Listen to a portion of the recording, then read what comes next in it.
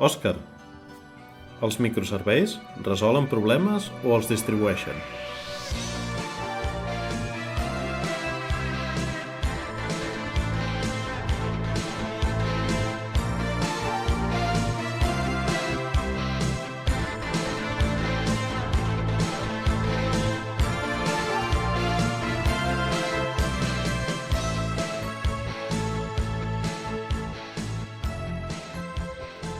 Hola, David.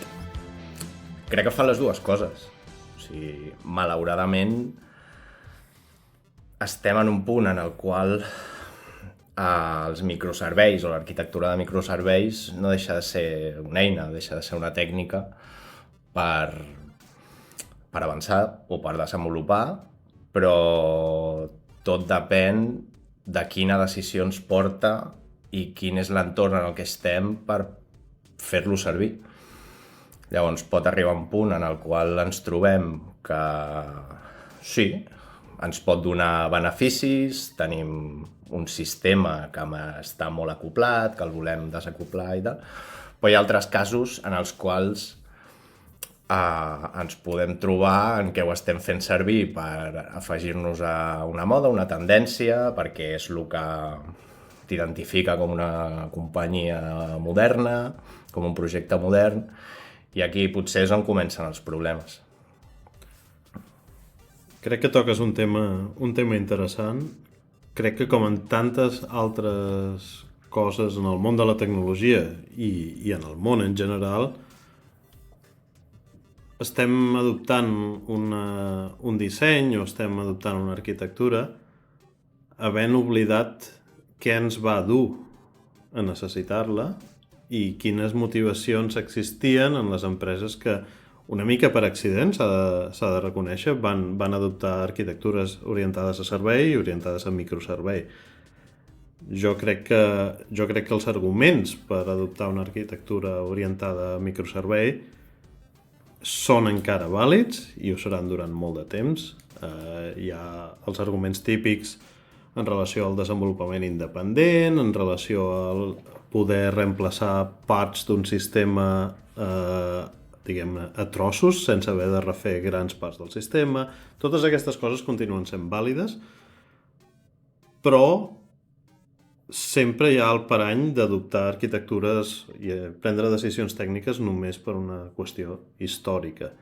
Depèn de l'estadi del producte en el qual et trobis, continuo pensant que monolits o sistemes híbrids poden resultar molt més pràctics i molt més fàcils de mantenir i amb menys paranys. És una cosa, jo crec que en qualsevol arquitectura sempre s'ha de pensar molt bé en el problema que volem solucionar i no tant en la solució que hem d'adoptar i llavors intentar adaptar el problema a aquella solució. Per què creus que ha evolucionat d'aquesta manera? O sigui, com creus que hem arribat a... Bueno, tenim un projecte, ha crescut una miqueta i tal i qual, ja ens tirem de cap aquí, no? A serveis. O sigui, on està el punt de desconnexió amb la realitat del problema que volem resoldre i la decisió que prenem? On creus que pot estar això? Jo crec que hi ha una mica el síndrome aquest d'intentar imitar el que algunes empreses estan fent. Per exemple, això passa molt, jo que sé, amb Google. Tothom vol fer coses igual que les fa Google. El parany és pensar que si tu fas les coses a nivell tecnològic o a nivell d'organització com les fa Google, no seràs el següent Google. No funciona exactament així. Jo crec que això és el que ens fa no qüestionar aquesta decisió. L'argument inicial, si parlem d'arquitectures orientades a microservei de fa 15 anys i tot això, quan això va començar, crec recordar hi havia un llibre dels fundadors de Flickr o dels tecnòlegs de Flickr que van començar. Flickr, per qui no ho sàpiga, era un servei de fotografies molt emprat abans de que quedés bastant absorbit i destruït per diferents successives compres. ells parlaven, tenien un llibre on explicaven com va ser útil una arquitectura orientada a microservei per fer operacions més costoses desacoblades del core del negoci o del servei que ells tenien. Per exemple, el procés de thumbnails o el procés de transcoding d'imatges o el que fos, són operacions que funcionen molt bé asíncronament, que es poden separar per no carregar més del necessari la part core. Va ser molt utilitarista. Ells van prendre aquesta decisió simplement per tenir una arquitectura que els permetés tenir menys càrrega en components centrals. Jo crec que tot això continua sent vàlid, però quan es fa aquesta adopció d'una arquitectura o de l'arquitectura de microserveis a cegues, acabes tenint microserveis amb una granularitat molt petita per fer funcionetes molt petites, per fer unes tasques que realment independentment no són res, perquè el domini sobre el qual treballen és bastant més ample que la granularitat d'aquell microservei. Sembla que t'estic entrevistant, però et vull obrir un tema a veure què en penses. Creus que la tendència que s'ha tingut en els últims anys vers a moure tots els núvols, els cloud providers i tota la infraestructura que obren i que ofereixen els cloud providers propicia el fet de que la decisió d'anar cap a microserveis i abusar de microserveis sigui com més fàcil caure en el parany? No sé si m'estàs entrevistant, però sembla que m'estiguis estirant de la llengua. Tinc una mena d'obsessió amb alguns dels mals no volguts que les arquitectures cloud native han creat en la nostra disciplina. No cal ser molt observador per saber que arquitectures molt distribuïdes afavoreixen molt que compris serveis de més alt nivell en els proveïdors de cloud. És, per dir-ho d'alguna manera, en el millor dels seus interessos que la gent tingui arquitectures bastant complexes, distribuïdes en molts components que corren en paral·lel, en diferents instàncies de compute o de contenidors o coses així. No faria aquesta connexió tan directa, però els proveïdors de cloud no estan particularment interessats en arquitectures simples. Jo ho veig així perquè ells ja no es guanyaran la vida venent storage més barat o venent compute més barat. Ells han de vendre serveis de més alt nivell i allà és on hi ha realment els calés. I potser podríem parlar una mica de totes les coses a banda del compute, a banda de la CPU directament, que van relacionades amb el món dels microserveis.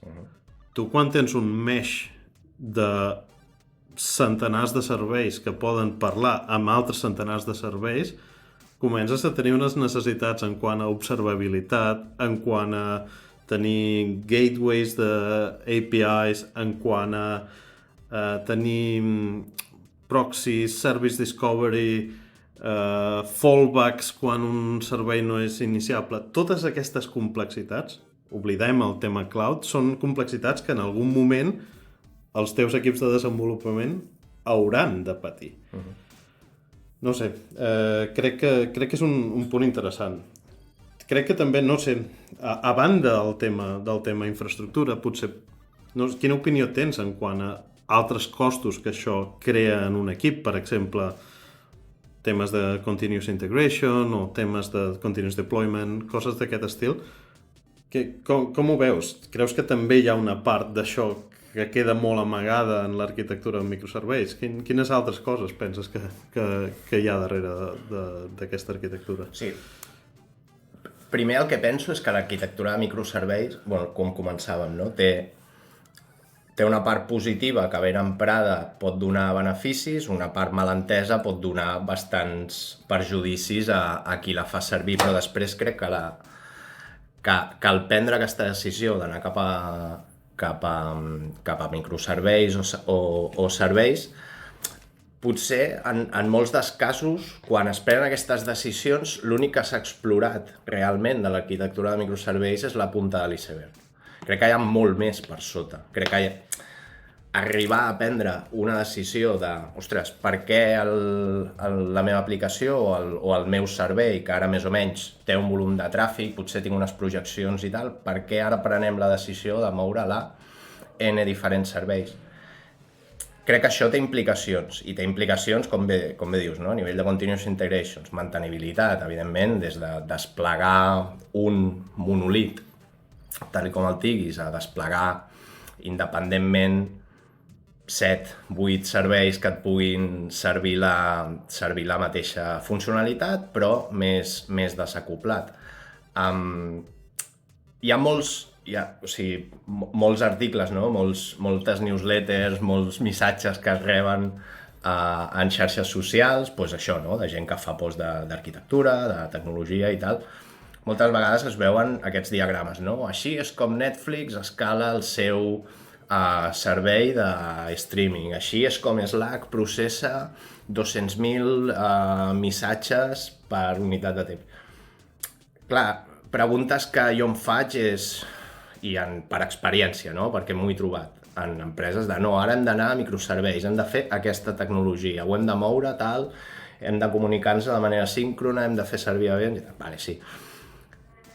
Realment tenim aquesta necessitat? Quin és el volum de dades que ens justifica prendre aquestes decisions i quin és el trade-off que hem de tenir? O sigui, observabilitat, traçabilitat. Quan desacoplem en diferents serveis, depenent de comunicació, estem afegint capes de latència, de networking, totes aquestes coses, no? Hi ha una sèrie de coses, patrons de disseny que has d'aplicar entre diferents serveis, doncs això, no? Fallbacks, circuit breakers, això comença a degradar, haig de tancar, haig de poder reaccionar. Clar, afegeix una complexitat que depèn del factor d'escala amb el que estiguis treballant, potser es pot justificar. En la meva experiència, poques vegades he viscut aquesta necessitat de tenir tanta complexitat en això. I, ojo, no vol dir que sigui detractor dels microserveis. El que soc és un ferm defensor de prendre les decisions correctes i no perquè les estigui prenent, no? Sinó intentar entendre bé el problema, intentar entendre bé quines són les eines que tenim per poder solucionar. Si haguessis de començar un projecte avui, algun servei, alguna cosa petita o alguna cosa inicial, o fer una prova de concepte, primer de tot, quin tipus d'arquitectura, com ho pensaries això? Què creus que seria més fàcil en l'estadi inicial? I quins són els punts on potser reavaluaries la teva decisió?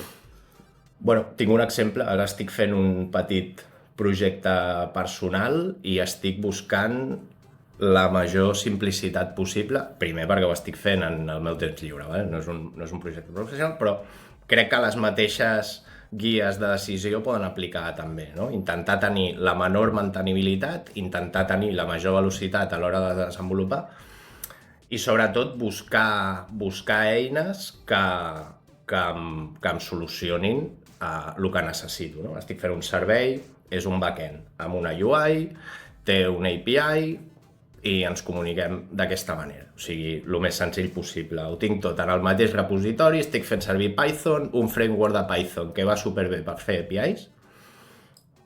No sé si podem fer d'allò, però bueno, com que ningú no és d'allò, estic fent servir Fast API i després pel frontend React.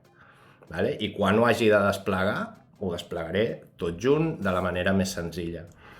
Què és el que estic tenint en compte? Doncs intentar dissenyar la part de, per dir-ho d'alguna manera, de regles de negoci, les barreres de domini dintre de l'aplicació, de manera coherent, de manera que pugui desacoplar, però pugui desacoplar dintre del mateix projecte. O sigui, coses que potser en un moment, si aquest projecte tingués una càrrega, tingués un volum i tingués una necessitat d'escalabilitat, ho pogués extreure fora i poder fer servir aquestes avantatges que ens donen cloud providers, compute i més d'allò, específicament per aquest cas d'ús.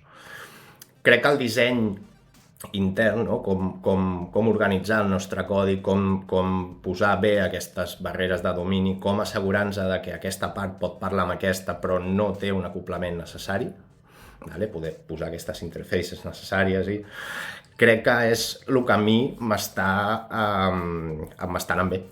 Vale? I si imagines una situació on, no sé, aquest projecte personal funciona molt bé i d'aquí un any tens 10 persones treballant en aquest projecte de manera distribuïda. Canvia alguna cosa? Canvia alguna cosa en la manera com has dissenyat això, a banda del creixement orgànic que tingui?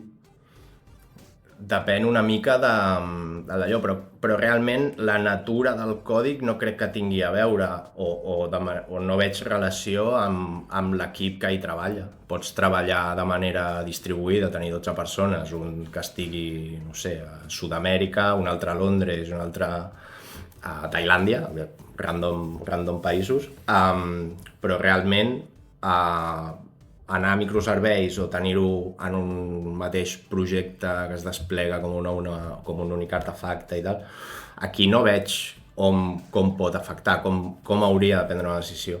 Llavors, on sí que prendria una decisió, vale? I llavors una mica també com estructuraria una mica els equips que treballen sobre el projecte, o sigui, ho giro una mica, seria aquest projecte funciona molt bé, arrel de tenir un tràfic molt més elevat, arrel de tenir unes necessitats de suportar i d'escalar el projecte més grans, llavors, clar, potser hauria de tenir una necessitat d'equips i potser hauria de prendre unes decisions en base a aquestes condicions que pateix el propi projecte, no l'ecosistema a nivell humà, a nivell de processos. Sí, estic d'acord i m'agrada aquesta manera d'enfocar-ho. Jo crec que independentment de l'arquitectura escollida, calen unes convencions fortes de com es treballa, de quins són els punts de handover entre els diferents components o entre els diferents mòduls, tant se val si és un monolit o microserveis. De fet, tenir una arquitectura orientada a microserveis des del principi potser t'obliga a prendre abans de temps decisions en relació a framework o estil de codi o estil de, jo què sé, timeouts entre diferents components, cosa des de granularitat alta fins a granularitat baixa. En alguna experiència professional prèvia, i potser aquesta és la part que no s'explica molt quan es parla, jo què sé, de l'arquitectura de Netflix. Clar, Netflix té una arquitectura molt... Ells creuen molt en la seva arquitectura, però poques vegades s'explica quanta gent treballa fent plataforma i fent infraestructura per tal d'evitar doncs, que hi hagi un entorn molt heterogeni o per tal d'evitar que hi hagi components que no s'assemblin els uns als altres o components que no siguin mantenibles, etc. Com en altres coses en les que hem parlat en el passat, clar, l'arquitectura també és una qüestió de comunicació, també és una qüestió de com volem treballar i de com ens volem organitzar. En qualsevol cas, independentment de la decisió que es prengui, jo crec que cal pensar molt bé en totes les fases de desenvolupament per què estem prenent una decisió, quin problema intentem solucionar amb cada decisió, en lloc d'intentar trobar problemes per solucions, que és una mica l'antipatró que observem. És un molt bon apunt. No no buscar el problema a solucionar, sinó trobar-te'l en el moment del temps. Evidentment, tota prevenció és bona. O sigui, vull dir, preparar-te per diferents situacions. Però quantes vegades has vist projeccions de negoci en les quals no, ens hem de preparar per tenir un creixement de 10 vegades el tràfic que tenim ara? A veure, vull dir,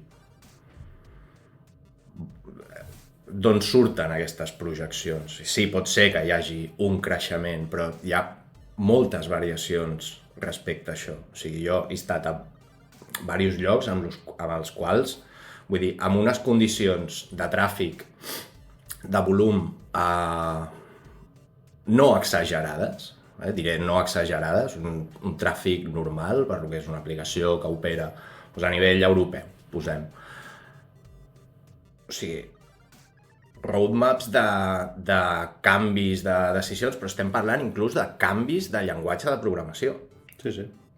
O sigui, a vegades es cau en el punt en el qual hem d'anar a microserveis, hem d'agafar aquest llenguatge, hem de fer servir aquest framework, hem de comunicar d'aquesta manera. A veure, vull dir, totes aquestes decisions són decisions que tenen un impacte molt gran en el teu cicle de vida del producte, en el teu cicle de vida del projecte, del desenvolupament, en com el mantens i com el gestiones, i sobretot que tenen un impacte molt en els equips de desenvolupament. Vull dir, tu de la nit al dia no pots dir a equips que porten treballant amb, exemple, PHP o Python i tal, que demà han de començar a treballar amb Java o amb Elixir, amb tecnologies completament diferents, amb llenguatges que funcionen de manera diferent, pot generar un enrenou molt, molt gran i una incomoditat que després això se suma a la complexitat que estàs afegint i molt fàcilment les coses te'n poden anar de les mans, molt, molt ràpidament. Crec que aquests processos dels que parles, no? I que hem parlat en algun altre episodi, i tot es redueix al mateix concepte simple que és comunicació de baix cap a dalt, que aquí és a vegades on fallem nosaltres també, en poder parar els peus en prendre aquestes decisions o en acceptar aquestes decisions de sí, projectarem 10 vegades el volum que tenim ara. A veure, anem a veure quins són els passos, no passem de 0 a 10x, passem de 0 al doble. A vegades hem de saber on tenim el nostre límit amb les nostres condicions actuals i això a vegades no passa. És créixer per créixer i créixer amb la idea, no? Amb la idea potser fal·laç de sí, necessitarem això, no, a veure, anem a justificar-ho i no sé, crec que potser estic obrint un altre meló ara mateix, però N'has obert uns quants. Una cosa interessant, recordo que un argument típic que se sentia molt fa uns anys quan es parlava de microserveis era els microserveis són fantàstics perquè permeten que cada equip prengui les seves decisions tecnològiques. Cada equip utilitza el seu llenguatge de programació, cada equip... L'únic punt on ha d'haver un mínim acord és en el punt d'interacció entre els diferents components o APIs i coses d'aquest estil. Contractes. Contractes, correcte. Però hi ha un tema aquí que és extremadament perillós, l'he viscut en les meves carns unes quantes vegades. Si realment acceptes que aquest és el motiu pel qual ho estàs fent, també estàs creant unes barreres terribles en quant a la distribució dels teus enginyers. És a dir, per una persona que porta, 2 anys treballant en un equip on han estat fent backend en Java per fer no sé què, de cop i volta canviar-lo a un altre equip que hagi evolucionat orgànicament en una tecnologia totalment diferent pot significar gairebé fer un onboarding nou com si aquesta persona tornés a començar la feina, perquè entres en un equip que ho ha fet tot diferent perquè, clar, amb microserveis podíem fer-ho tot com volguessin. Aquests costos que potser quan ets petit i vols continuar sent petit no són un greu problema, aquests costos quan la cosa creix i quan s'ha de fer escalable, no només tecnològicament, escalable a nivell d'organització, es converteix en una cosa molt, molt dura. Clar, l'alternativa a tot això, monolits molt dogmàtics i coses d'aquest estil, també creen greus problemes. Un monolit molt gros té unes necessitats de continuous integration, uns processos de build extremadament complexes. Ni una cosa ni l'altra és una solució perfecta. Justament per això no ens podem posar d'acord. I un altre meló, tornant als melons que obres, un altre tema del que crec que podríem parlar en un altre episodi és les decisions arquitecturals i tecnològiques en projectes que estan començant. M'hi trobo força. He parlat amb força coneguts que treballen en empreses petites o en empreses que no tenen un stack tecnològic molt gran o en empreses que encara estan en una fase molt incipient i només tenen una idea, que es passen els primers 5 mesos del seu camí tecnològic creant framework, creant convencions, creant, jo què sé, clústers de Kubernetes que autoescalen, creant guies que s'han de seguir molt cegament. Això, per la innovació, té un impacte increïble. Probablement en aquest estadi inicial una empresa la millor decisió que pot prendre és fer tot allò que pugui per intentar provar les seves hipòtesis el més ràpid possible, encara que vingui amb uns certs costos de xalles, de coses que s'hauran de llançar després. Jo crec que és un tema que hauríem de tractar amb més profunditat. Estic d'acord que i dona per un altre episodi. Però és cert, no? Vull dir, la sobreenginyeria crec que és una de les coses que s'arrossega en aquesta indústria i que tots hem patit.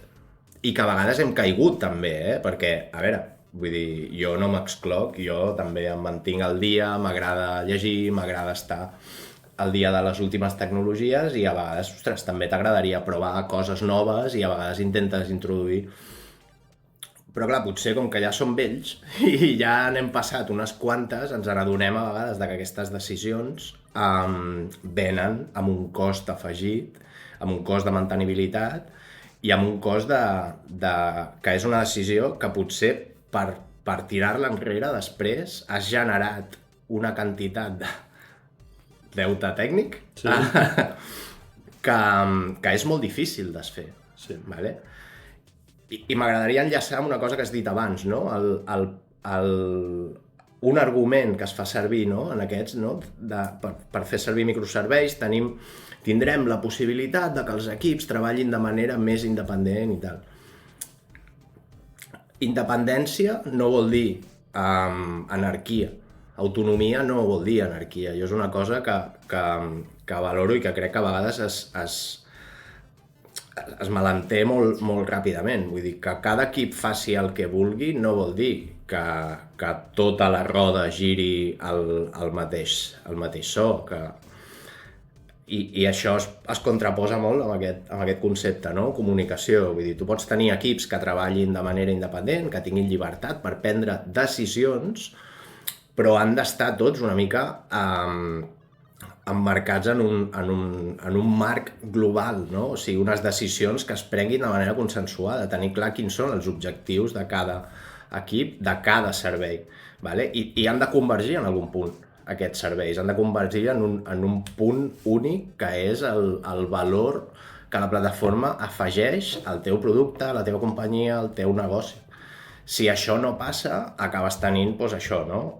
Serveis molt petits amb una sobreenginyeria que reben 5 requests per minut, amb un diagrama que dius, ostres, brutal, amb lambdes, amb aquí això aixeca i això fa un hot load. I realment altres equips on està el core del negoci ofegats amb un codi que és immantenible i que realment és allà on s'hi hauria de... Sí. Aquestes desigualtats a vegades passa, aquestes desigualtats generen moltes frustracions i posen moltes barreres a l'hora de poder innovar. Innovar no és agafar l'última tecnologia, innovar és potser trobar la millor solució pel teu problema de manera més eficient. És fer-ho com no ho ha fet ningú, això és innovar, no és... Jo estic innovant, estic fent servir tecnologies molt modernes perquè tothom ho fa. Però això no és innovació. Innovació és el tio que em vingui i em digui d'aquesta manera pots mantenir, no sé, 200.000 missatges entre... O sigui, això és el que consideraria innovació, però a pujar-te al carro del que fa tothom... Sí, ja... Tenim aquest fear of missing out, que és molt real, i també hi ha màrqueting, Hacker News i coses semblants del que fan la gent més divertida d'aquest planeta, quines coses estan fent, intentem imitar una mica. Però has dit una cosa que em fa pensar sovint. Sí que potser ens hem tornat una mica més conservadors amb la tecnologia a mesura que ens fem grans, suposo perquè ens hem cremat unes quantes vegades, però sovint penso hauríem de ser una mica més oberts de mires i acceptar una mica més el caos, perquè gràcies al caos de vegades hi ha accidents d'aquests feliços que creen una cosa que no s'ha vist abans. I és una cosa que crec que la gent que portem un temps a la indústria hem de tenir present quan parlem amb gent més jove, amb gent que té més ganes, més il·lusió, vol provar coses i tot això. És la nostra responsabilitat ajudar-los i també ajudar-los a equivocar-se i ajudar-los a demostrar-nos que estem equivocats en moltes ocasions. I això és una cosa que requereix d'estar constantment pensant i donant confiança i delegant decisions i acceptar els riscos com a part del procés de desenvolupament. Però això potser ja no té res a veure, no té res a veure directament amb tecnologia, ja és una qüestió més de cultura. Correcte. I aquí sí que crec que potser podem obrir un altre episodi més endavant, perquè crec que cultura i a l'entorn en el que treballem normalment, un entorn que propicia o que dona la confiança de poder innovar, no? De poder-te arriscar sense patir conseqüències, crec que és molt important, un entorn on tothom tingui veu, on tothom pugui dir o pugui qüestionar per què es prenen aquestes decisions. Correcte. Jo és un entorn on m'agrada ser-hi, és un entorn que m'agrada promoure. És un entorn on si jo proposo una idea i algú del meu equip aixeca la mà i diu per què estem prenent aquesta decisió?